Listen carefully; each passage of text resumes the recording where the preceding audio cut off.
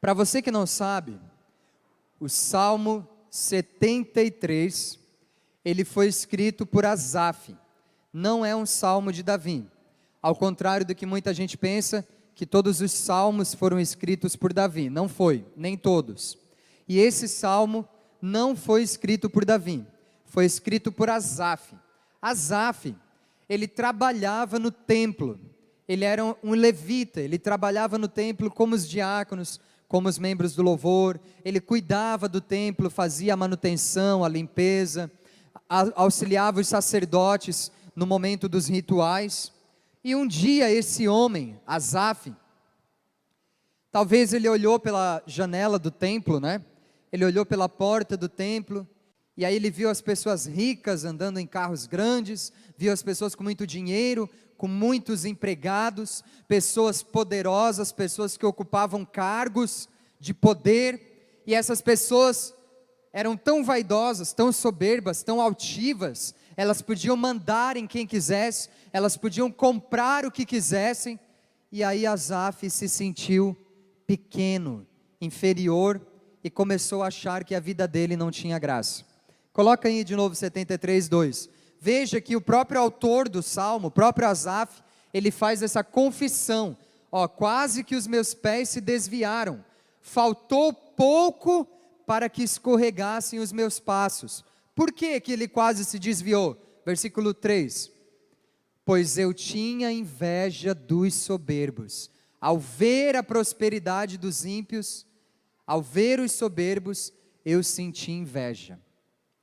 E essa é a grande chave bíblica da nossa pregação hoje. Quando nós começamos a olhar para uma pessoa soberba, quando nós começamos a olhar para uma pessoa que tem poder, que tem dinheiro, que está prosperando, que está numa posição de chefia dentro do nosso trabalho, uma pessoa que tem muito intelecto, muito conhecimento, por alguma razão aquela pessoa é superior, e não só superior, ela é soberba, ela age de forma soberba, ela fala de forma soberba. Ser soberbo o que é? É ter um orgulho excessivo, é ser presunçoso. Não quer dizer que todo mundo que tem muito dinheiro, que tem uma posição de chefia, vai ser soberbo. Tem até gente que nem tem muito dinheiro, nem tem um cargo de chefia, mas é soberbo. Tem pobre que é soberbo. Já conheceu um pobre soberbo? Tem um monte, né? Devendo na praça, com crédito especial para pagar no cartão, todo endividado, está com o nome no SPC, mas anda aqui na Alferes Costa, parece um pavão, né? O mundo gira ao redor do umbigo daquela pessoa. Então, para você ver que soberba não tem nada a ver com quanto de dinheiro a gente tem na conta, mas tem a ver com o nosso caráter. Quem não é soberbo, mesmo quando tiver muito dinheiro, mesmo quando ocupar um cargo de poder, não vai ficar soberbo. Agora, quem já é soberbo, com dinheiro ou sem dinheiro vai ser soberbo. Com cargo de chefia ou sem cargo de chefia, vai ser soberbo. E o soberbo não é apenas um sentimento que a pessoa tem, mas é uma intenção que ela tem de atacar o outro. Preste atenção, porque é aqui que você vai diferenciar uma pessoa rica de uma pessoa rica soberba. Uma pessoa que tem poder, um chefe, um encarregado, de uma pessoa que tem poder e é soberba. O soberbo, o que ele fala, a forma como ele se expressa, o que ele mostra, o que ele posta, é para atingir os outros. Vou dar um exemplo prático. Tem alguém que pode chegar na nossa frente e dizer assim: ai, graças a Deus eu comprei um carro. A pessoa fala, do nada: fulano, quero te contar uma novidade, eu comprei um carro, graças a Deus, Deus me abençoou. Essa pessoa, ela não está querendo atingir ninguém. Ela está feliz, ela está compartilhando felicidade. Hoje, né, às vezes nem sempre é pessoalmente, é na internet, né? A pessoa vai lá, posta: hoje eu tive uma grande vitória, não sei o que, coloca uma foto com a BMW. Oh, glórias, né? Ela está compartilhando felicidade, não é para atingir ninguém, não é para mostrar que é mais do que ninguém, não é nada disso. Agora tem o outro que chega na sala lá onde você trabalha e diz assim: graças a Deus eu comprei um carro. Agora eu tenho carro, hein? Agora ninguém mexe com... você já vê que a entonação que aquela pessoa está falando, a forma como ela está se expressando, não é de alegria simplesmente. Ela não está comemorando, ela está falando aquilo para alguém, ou para alguém. Ela está tentando atingir alguém com aquela frase, com aquela palavra, com aquilo que ela é, com aquilo que ela tem, com aquilo que ela sabe, com aquilo que ela faz. Tem aquele que vê você fazendo uma coisa lá no computador, nós que não sabemos muito, né, mexer no computador, no celular, tem aquele que vê que você está com uma dificuldade, e ele vai chegar ali e vai dizer, deixa que eu te ajudo, olha, é assim que faz, faz assim, vai ali, clica, aí você fala, então faz você, aí a pessoa diz, não, faz que eu te ensino para você já aprender. Essa pessoa não é soberba. Agora tem aquele que já chega ali e diz assim, sai, deixa eu fazer, não sabe fazer nada mesmo. Esse já é soberbo, e até impaciente, né? E aí quando nós estamos perto de uma pessoa soberba, que é o X da questão aqui, essa pessoa nos adoece. Se você trabalhar 1 ano com uma pessoa soberba, você vai ficar doente. Se você viver uma vida inteira com uma pessoa soberba, você vai adoecer. Vai, isso eu te garanto. A pessoa soberba, ela nos adoece. Por quê? Eu vou te falar agora, que a pessoa soberba, ela tem um sintoma triplo, é tríplice sintomática, nem sei se existe essa expressão. Ela coloca em você 3 sintomas de uma vez só.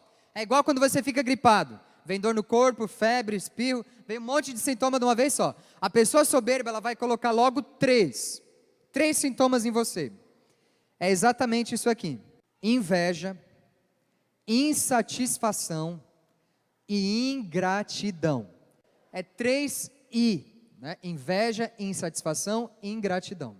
Quando você começa a conviver com uma pessoa soberba, ela vai implantar esses 3 sentimentos em você.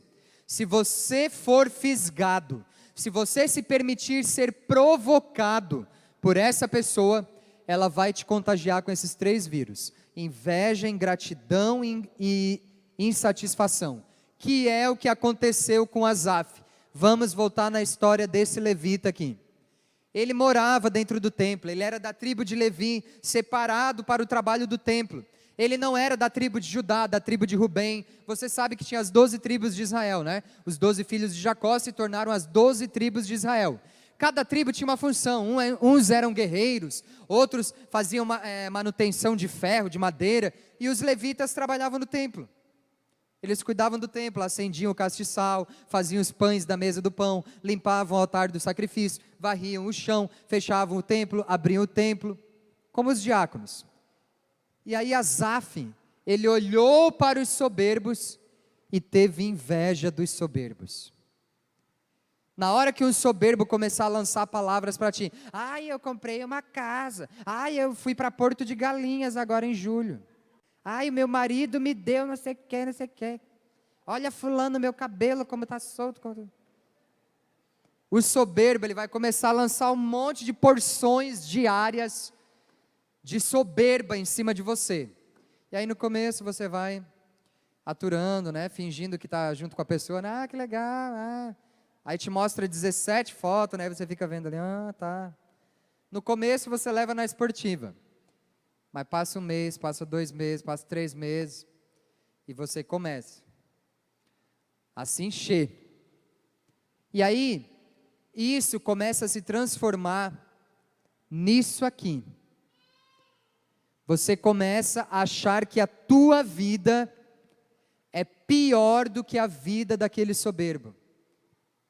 Ele foi para Porto de Galinhas, eu fui para Outeiro. Você começa a achar que a tua vida é difícil. Você começa a achar que você é pobre demais, que você foi injustiçado por Deus. Por que Deus está dando isso para aquela pessoa que é ímpia, que nem serve a Deus? E você não tem, você não consegue, você não come, você não viaja, você não veste. Você começa a sentir primeiro a insatisfação.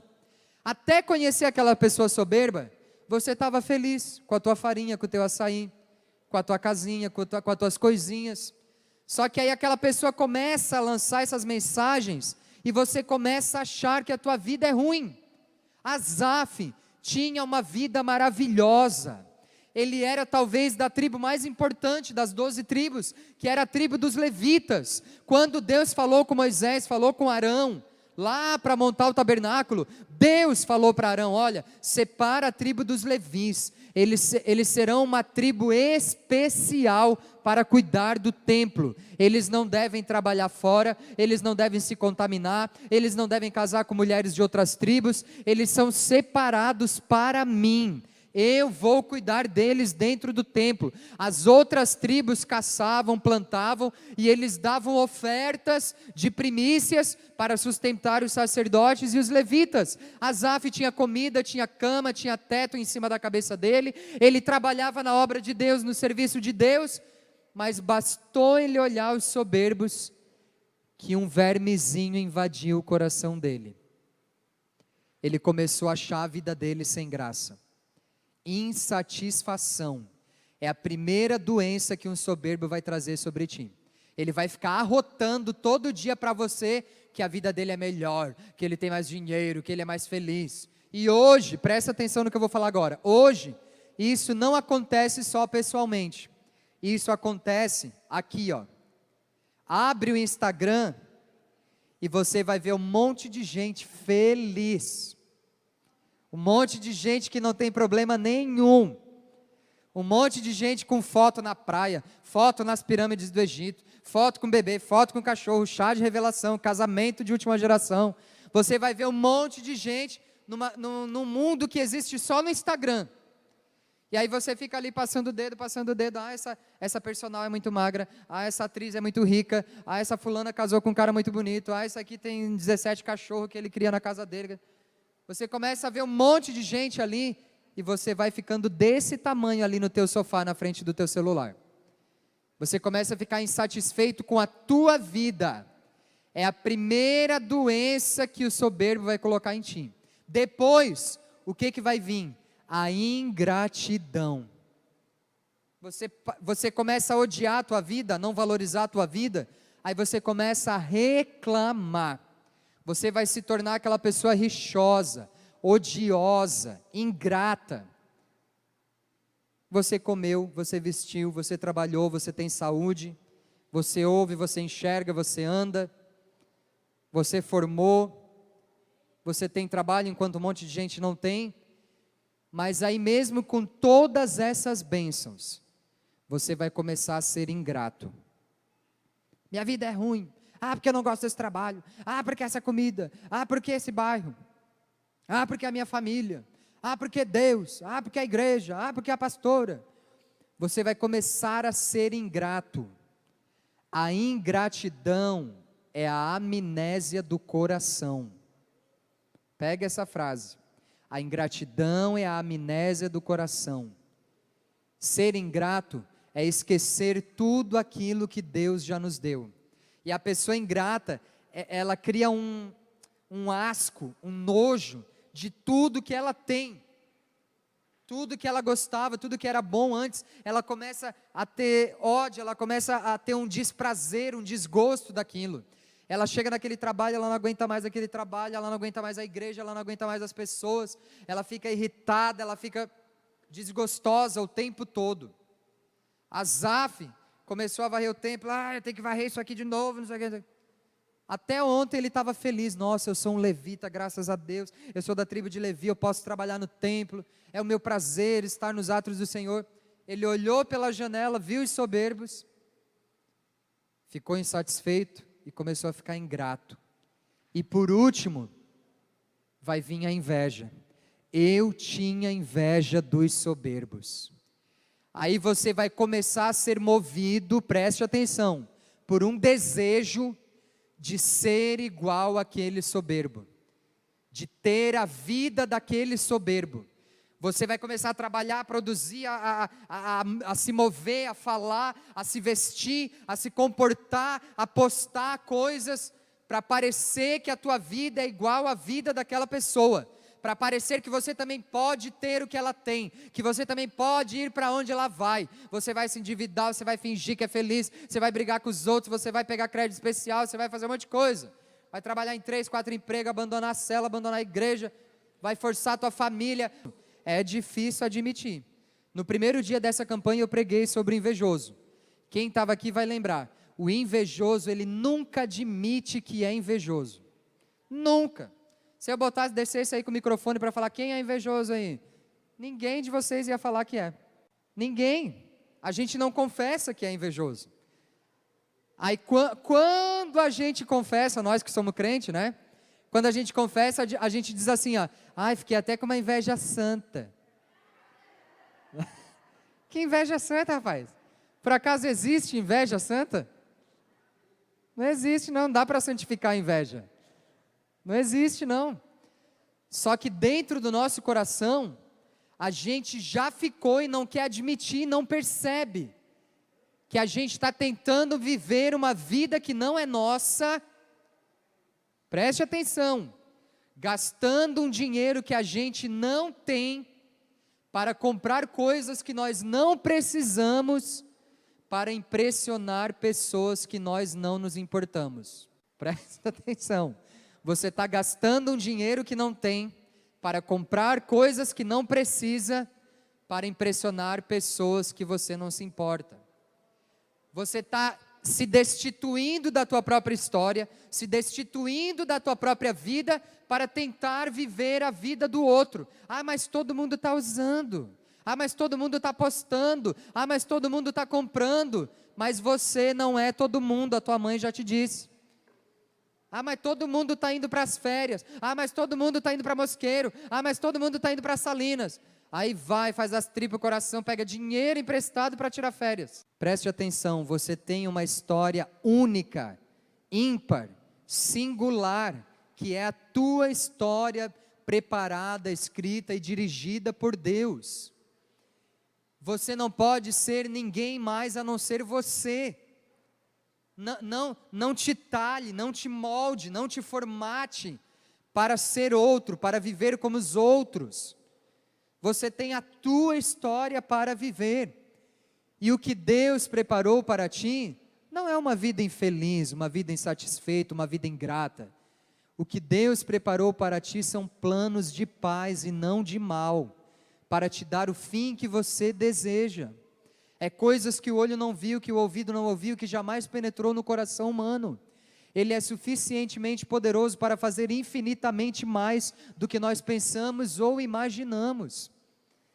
Então preste atenção, o inimigo, ele vai colocar uma pessoa soberba perto de ti, para te inflamar, para te contaminar com essa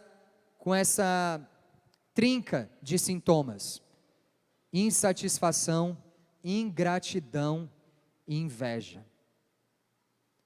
E aí quando você deixar esses 3 sintomas entrarem na tua corrente sanguínea, e começar a se mover por eles, começar a falar dirigido por esses 3 sentimentos, quando você começar a postar coisas dirigido por esses sentimentos, sabe o que vai acontecer? Você vai se tornar a pessoa que você detesta. Você vai se tornar tão soberbo quanto o soberbo que te adoeceu. Você vai também se tornar uma pessoa soberba, que é, eu acredito, tudo que Satanás quer. Ele vai começar todo esse caminho, todo esse enredo, coloca uma pessoa soberba perto de ti, ela fala coisas para ti todo dia, ele te deixa insatisfeito, te deixa ingrato, te deixa com inveja, para no fim, ele te tornar uma outra pessoa soberba também. E aí você vai se tornar uma pessoa altiva, orgulhosa, prepotente, presunçosa, que acha que não precisa mais andar com pessoas humildes, que acha que não precisa mais obedecer o líder da célula, que acha que não precisa mais se submeter a uma liderança espiritual, que os serviços mais pequenos, mais braçais, mais simples da igreja não é para você. Você vai se tornar uma pessoa de nariz empinado, que não fala com qualquer um, que não anda em qualquer lugar. Você vai aos poucos começar a negociar as tuas raízes. E aí você vai repelindo pessoas mais simples, até mesmo da família, até mesmo da igreja, para se enquadrar nesse padrão. Sabe o que eu tenho pensado, gente, desde que eu comecei essa série de mensagens? Que a gente está falando assim, minha doença é você. A gente está falando que é o outro. Mas eu tenho percebido nessas 5 terças-feiras que Deus está falando com a gente. Eu acho que nós é que somos a doença de um monte de gente. Eu acho que Deus está falando com a gente. Eu estou pregando esses sermões, eu estou pensando assim, meu Deus, eu sou tudo isso. A gente veio para cá, nessa, nossa, agora eu vou aprender com o pastor Miguel como me defender do outro, como eu vou... Mas na verdade Deus está falando com a gente, eu acho. É a gente que é a doença do outro. O inimigo, ele está tentando te deixar uma pessoa soberba. Cuidado. Todo soberbo, a arma que ele usa, o modus operandi, como ele faz, como ele age, tem uma palavra que resume: é a provocação. Mesmo sutilmente, mesmo disfarçadamente, o que o soberbo quer é te provocar. Se ele estiver sendo usado pelo diabo, então pode ter certeza, o diabo quer te provocar. Ele quer te tirar da linha, te tirar das estribeiras. Você está quieta ali fazendo o teu trabalho, está na tua casa, muito bem, obrigado. E do nada você olha uma rede social, alguém te manda uma mensagem, ou o fulano chega do teu lado e começa a falar. Ele quer te tirar do estado de paz que você está. Ele quer fazer você olhar para fora do templo, como fez Asaf olhar para fora e sentir inveja das pessoas que viviam fora do templo. Satanás vai trabalhar com a provocação, e diga-se de passagem, nós somos totalmente provocáveis, nós somos facilmente provocados, por isso que o inimigo tenta pegar esse calcanhar de Aquiles, ele tenta pegar essa criptonita, porque se ele conseguir te provocar, você esquece o fruto do Espírito, você manda o Espírito para fora, você esquece que você é crente, você berra, você grita, você entra na provocação, e você sobe o tom, aquela pessoa fala alto, você fala mais alto, e aquela pessoa provoca, você provoca mais, aquela pessoa joga uma coisa na tua cara, você joga outra, tudo que Satanás quer é te provocar, sem violência, por favor. Estou falando de palavras, não estou falando ainda de objeto voando, tá? Cuidado. Então, pastor Miguel, o que eu faço? Tem uma pessoa soberba me irritando, me deixando insatisfeito, eu acho que eu estou começando a ter inveja dessa pessoa, ela me provoca, toda a vida ela me fala dela, me fala das coisas dela. O que eu faço? Eu vou te falar o seguinte, ao contrário de outras terças que nós falamos aqui, que eu dei para vocês estratégias de como vocês deveriam lidar com esta pessoa. Com o soberbo, eu acredito que não tem um jeito de você lidar com ele. Não tem um jeito. É Deus que trata com o soberbo. É Deus que ensina o soberbo. Se você pegar Provérbios, Isaías, Salmos, você vai ver vários versículos sobre o soberbo. E todos eles diz que Deus resiste o soberbo, que Deus fere o soberbo, que Deus tira os bens do soberbo para colocá-lo no pó. Deus, uma hora, Ele vai pegar o soberbo e colocar o soberbo no lugar dele. Na continuação desse salmo, se você continuar lendo, o próprio Asaf, ele confessa que ele sentiu inveja, mas depois ele tem um entendimento que não vale a pena ser um soberbo.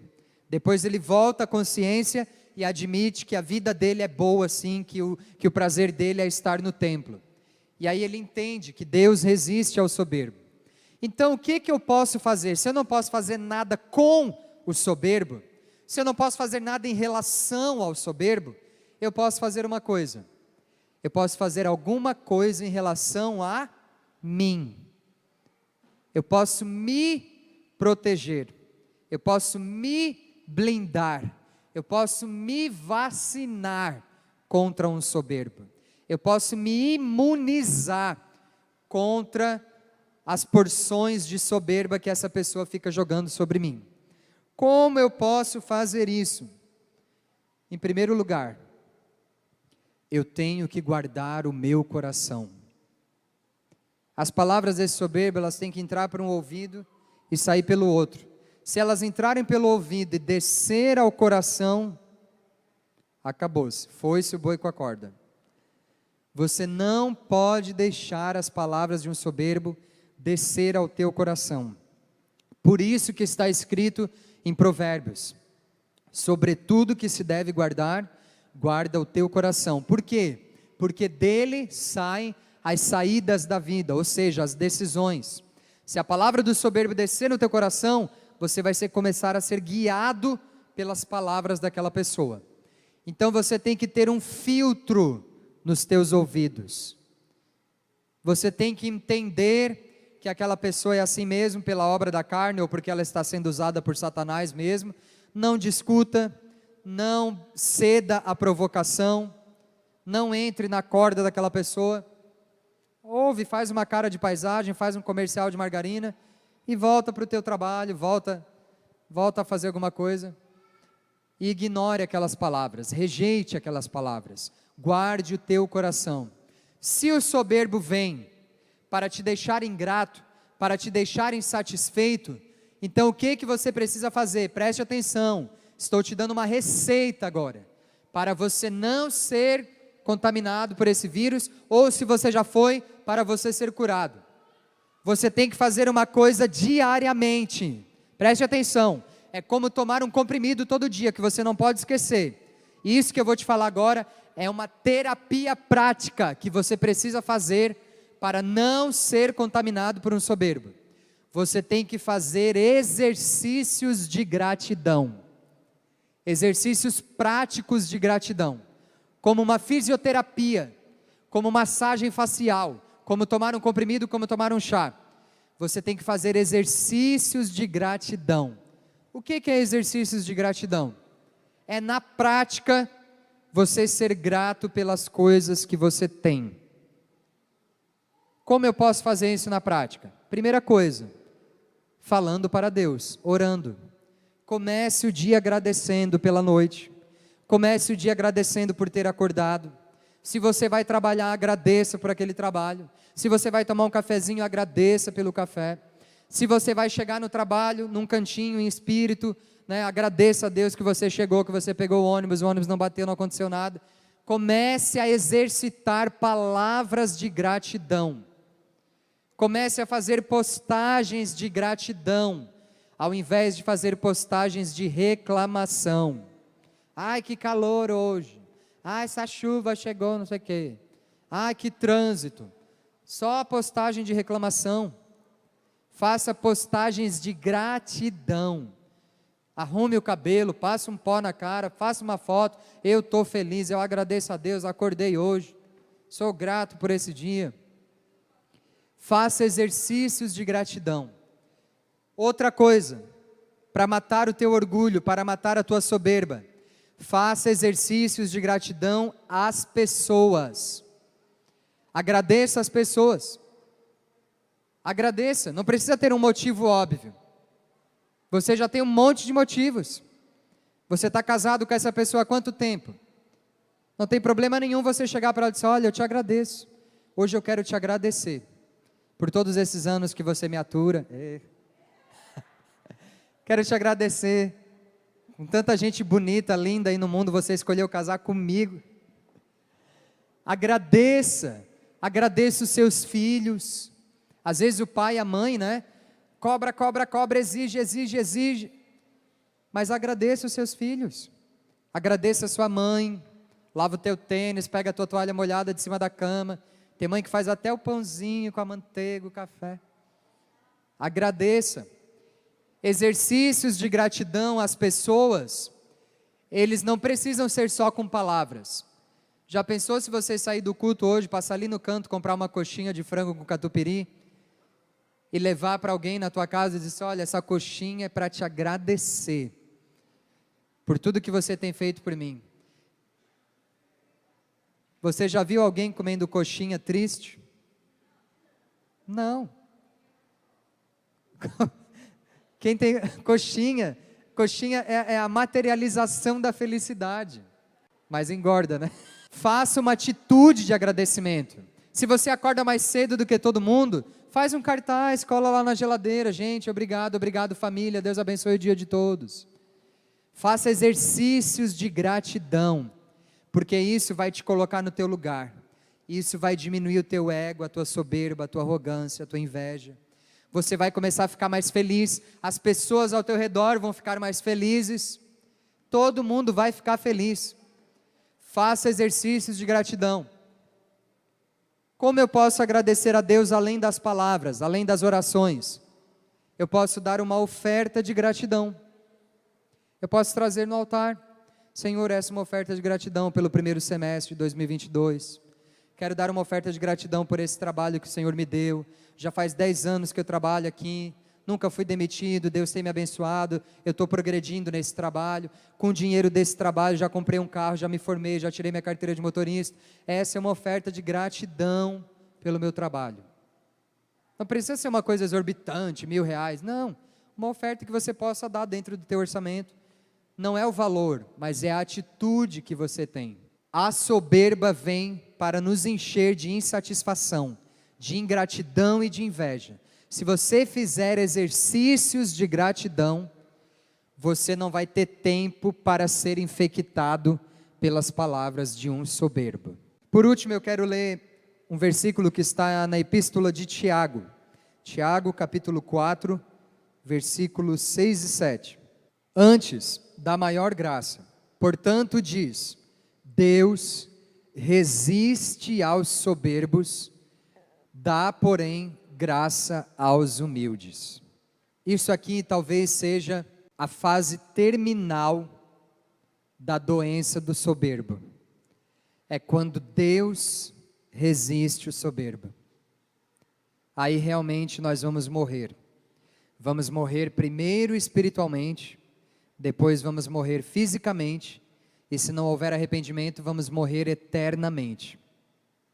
Deus resiste ao soberbo. Talvez você ora, pede para Deus um dom, pede para Deus um ministério, pede para Deus uma bênção, uma graça que você deseja alcançar, e até hoje não recebeu. Será que não é porque Deus está resistindo? Porque Deus resiste ao soberbo. Será que não falta mais humildade? Deus resiste ao soberbo, mas Ele dá graça aos humildes. Os humildes, eles podem não ter muito dinheiro, eles podem não morar numa casa tão grande, eles podem não ter um cargo de chefia, podem não ter estudado tanto, mas eles têm uma coisa poderosíssima, que é a graça de Deus. E a graça de Deus foi o que Deus disse para o apóstolo Paulo: a minha graça te basta. Quem tem a graça tem tudo e não precisa de mais nada. Quem tem a graça está feliz em qualquer lugar, comendo qualquer coisa, no dia de sol, no dia de chuva, no dia quente, no dia frio. Quem tem a graça vive contente. Deus resiste ao soberbo, mas dá graça ao humilde. Essas pessoas soberbas, ricas, prepotentes, pessoas orgulhosas, elas podem ter o mundo aqui. Elas podem ter o que elas quiserem aos pés delas. Elas podem mandar em 100 pessoas, e todo mundo obedece a elas, por causa do poder que elas têm, por causa do dinheiro que elas têm. Mas uma coisa é certa, elas já estão ganhando a vida delas aqui.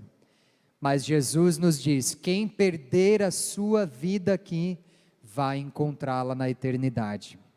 Nós estamos aqui de passagem desse mundo, não podemos e nem devemos esperar nada. Mas na eternidade nós estaremos numa morada de ouro preparada para nós. Nós seremos honrados, seremos glorificados, seremos galardoados pelo nosso modo humilde de viver aqui na terra. E na continuação, versículo 7, coloca aí para mim. Sujeitai-vos, pois, a Deus, resisti ao diabo e ele fugirá de vós. Isso aqui é a síntese de todo o meu sermão nessa noite. 2 coisas que você deve fazer, esses 2 verbos aí.